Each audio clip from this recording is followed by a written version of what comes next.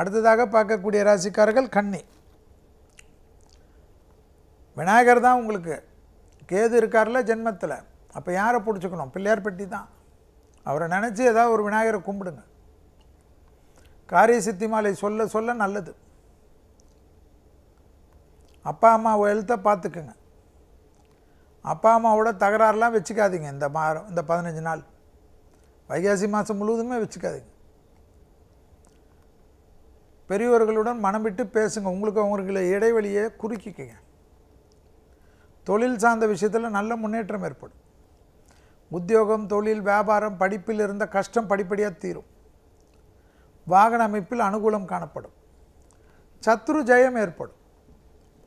வெளியிடம், உத்தியோகம், தொழில், வியாபாரத்தில் உங்களை தொந்தரவு கொடுத்து வந்தவங்களோ ஒன்று விலகிடுவாங்க, இல்லை உங்களோட சரண்டர் ஆகிடுவாங்க, இல்லைனா அவங்களே கஷ்டப்படுவாங்க.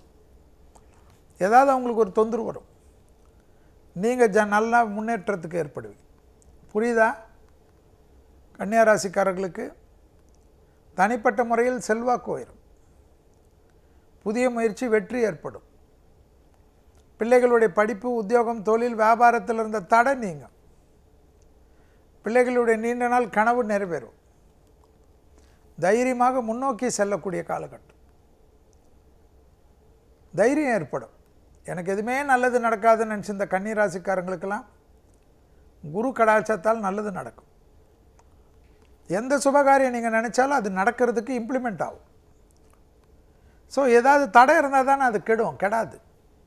அப்படி தடை இருந்தாலும் குலதெய்வ கோயிலுக்கு போயிட்டு வந்துடுங்க, தடை போயிடும். ஸோ ஆச்சரியத்தக்க அளவுக்கு முன்னேற்றம் ஏற்படக்கூடிய அமைப்பு கன்னிக்கு ஏற்படும்.